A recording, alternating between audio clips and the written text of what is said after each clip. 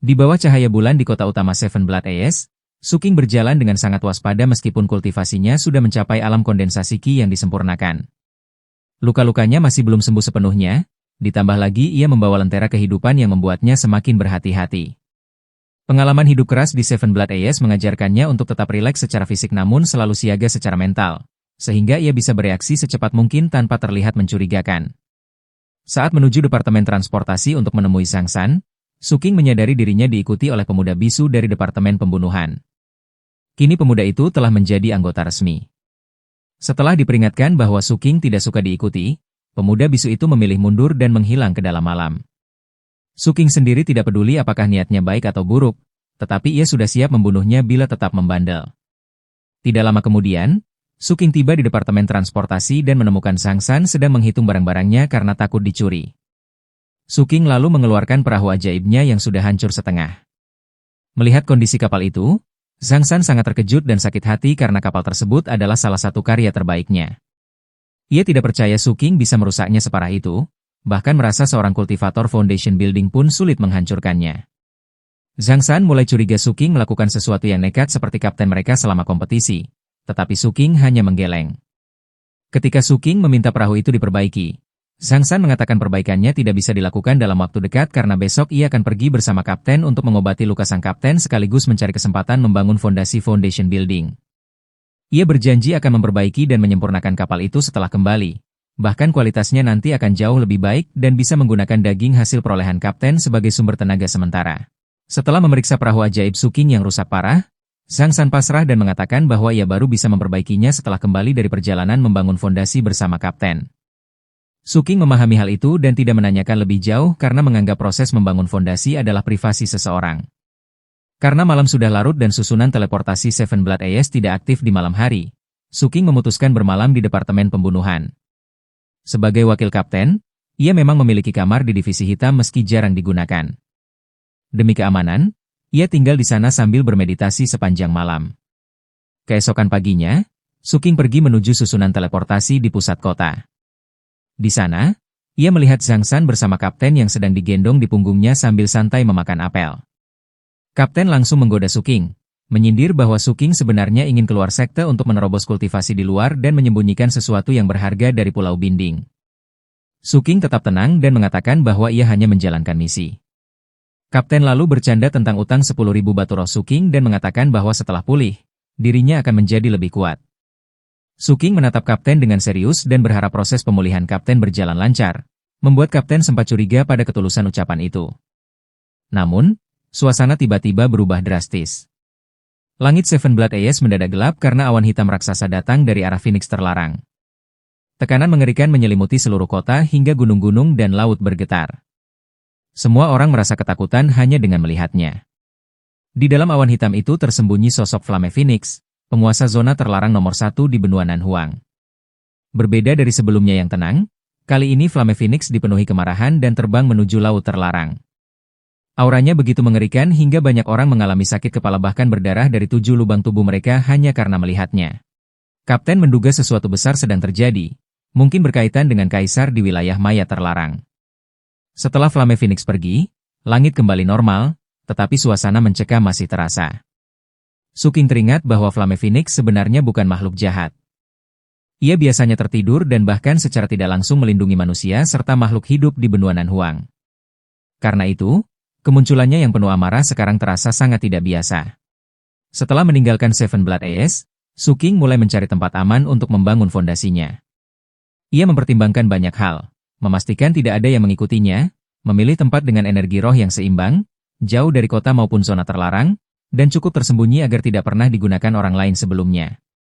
Ia sempat memikirkan kuil di zona terlarang dekat perkemahan pemulung, tetapi mengurungkan niat karena tempat itu terlalu berbahaya dan penuh suara aneh. Selama setengah bulan, Suking terus berpindah-pindah melalui susunan teleportasi di berbagai wilayah benua Nanhuang.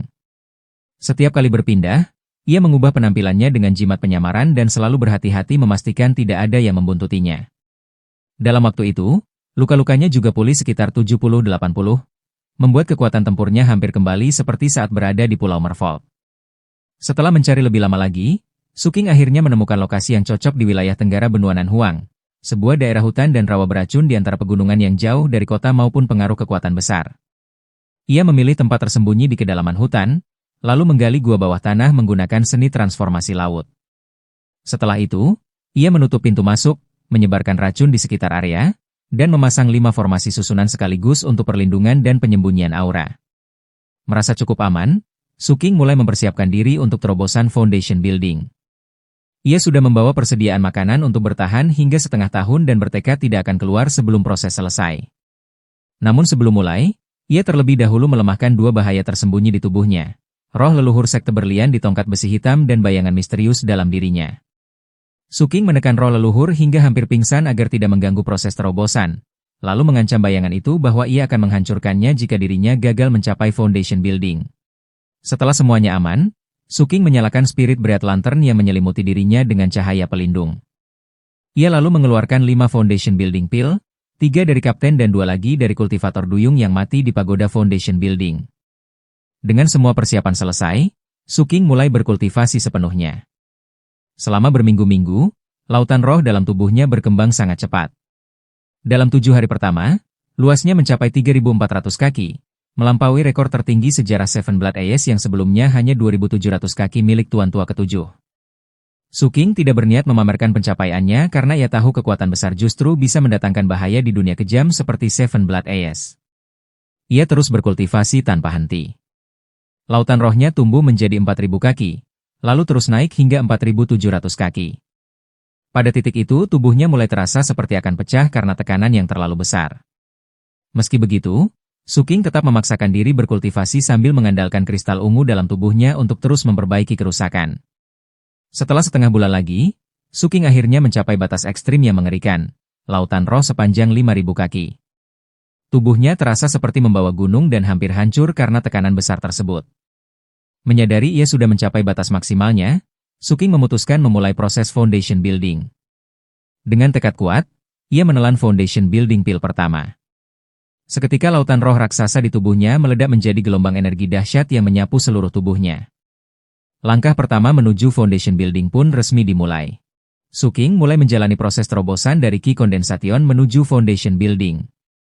Proses ini terdiri dari 3 tahap utama: menemukan lubang sihir di tubuh, membuka lubang sihir pertama hingga membentuk pusaran kekuatan sihir, lalu menggunakan kekuatan itu untuk mengubah tubuh dan meningkatkan tingkat kehidupannya.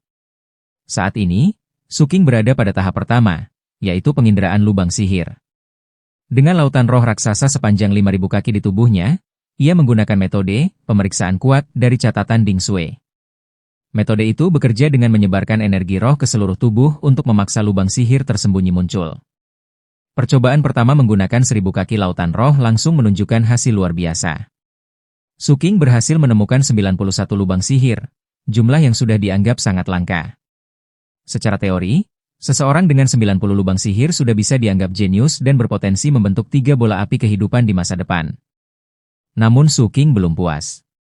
Ia merasa masih ada lubang sihir tersembunyi yang belum ditemukan, mungkin karena keterbatasan bakat alami tubuhnya. Karena memiliki energi roh yang sangat besar, ia memutuskan terus mencoba. Pada percobaan kedua dengan 2.000 kaki lautan roh, tubuhnya mengalami tekanan besar hingga meridiannya membengkak. Hasilnya, 5 lubang sihir tambahan muncul dan jumlahnya menjadi 96. Suking lalu terus memaksa tubuhnya. Saat seluruh sisa energi roh dilepaskan lagi, situasi aneh mulai terjadi di dalam gua tempatnya berkultivasi. Spirit Bright Lantern yang melindunginya tiba-tiba bergoyang seperti tertiup angin dingin tak kasat mata. Cahaya lentera menampakkan sosok-sosok gelap misterius di sekitar gua. Mereka tampak seperti makhluk aneh dari dimensi lain, tanpa bentuk jelas, hanya berupa bayangan kabur yang dipenuhi keserakahan. Setelah spirit Bright Lantern padam, makhluk-makhluk aneh di sekitar Suking langsung menyerbu dengan keserakahan besar, seolah ingin melahapnya. Namun, tepat pada saat kritis itu, cahaya yang jauh lebih terang tiba-tiba muncul dan menerangi seluruh gua seperti bulan besar di tengah malam. Cahaya itu berasal dari lentera kehidupan yang diperoleh Suking di Pulau Merfolk. Lentera berbentuk payung hitam terbalik itu tidak benar-benar menyala, tetapi memancarkan cahaya alami yang sangat kuat. Semua makhluk aneh yang mencoba mendekat langsung hancur menjadi abu, sementara sisanya ketakutan dan tidak berani lagi mendekat. Di bawah perlindungan lentera kehidupan, Suking akhirnya berhasil menemukan 2 lubang sihir terakhir dalam tubuhnya. Totalnya menjadi 120 lubang sihir sempurna. Jumlah itu adalah batas teoritis yang bahkan belum pernah dicapai siapapun dalam sejarah Seven Blood Ace. Setelah mencapai angka tersebut, Suking merasakan pemahaman samar bahwa 120 sebenarnya bukanlah batas akhir. Ia merasa masih ada lubang sihir tersembunyi lain yang bisa ditemukan di masa depan, tetapi itu baru mungkin setelah semua 120 lubang sihir dibuka sepenuhnya. Namun, Suking tidak membuang waktu memikirkan hal itu. Ia segera melanjutkan ke tahap kedua Foundation Building, membuka lubang sihir pertama. Ia menelan Foundation Building Pil terakhir, lalu mengarahkan seluruh energi roh menuju lubang sihir pertama yang ditemukan sebelumnya. Tekanan luar biasa langsung menghantam tubuhnya, seolah ia ditabrak binatang raksasa dengan kecepatan tinggi. Akhirnya, lubang sihir pertama berhasil terbuka. Lubang itu berubah menjadi pusaran energi besar yang menyala seperti api. Dari pusaran tersebut lahirlah benang cahaya terang yang sangat padat, kekuatan sihir pertama milik seorang kultivator Foundation Building. Makhluk-makhluk itu tertarik oleh aura Suking yang terlalu kuat saat mengungkap lubang sihirnya. Cahaya Spirit Bright Lantern masih mampu menahan mereka, tetapi mereka terus meniup api lentera agar padam. Meski merasakan bahaya besar, Suking tidak berhenti. Ia terus memfokuskan diri pada proses penginderaan. 7 lubang sihir tambahan berhasil ditemukan, membuat jumlahnya mencapai 103. Suking menggertakkan gigi dan terus memaksa tubuhnya lagi. 4 lubang sihir baru muncul, sehingga jumlahnya menjadi 107. Sementara itu, makhluk-makhluk aneh semakin banyak berdatangan dan terus meniup api lentera. Nyala Spirit Bright Lantern mulai goyah hebat, seolah bisa padam kapan saja. Menyadari waktunya semakin sedikit, Suking menelan satu Foundation Building Pil. Energi roh langsung meledak dalam tubuhnya dan memunculkan 3 lubang sihir lagi, membuat totalnya menjadi 110. Masih belum menyerah, Suking menelan 3 Foundation Building Pil sekaligus.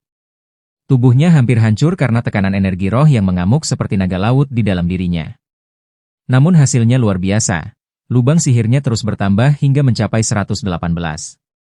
Kini Suking hanya kurang 2 lubang sihir lagi untuk mencapai batas teoritis sempurna, yaitu 120 lubang sihir. Tetapi karena aura yang dipancarkannya terlalu besar, semakin banyak makhluk aneh tertarik kepadanya. Bagi mereka, Suking seperti obor besar di tengah malam gelap. Spirit Bright Lantern yang digunakan Suking sebenarnya hanyalah replika biasa dan sudah mencapai batas kemampuannya.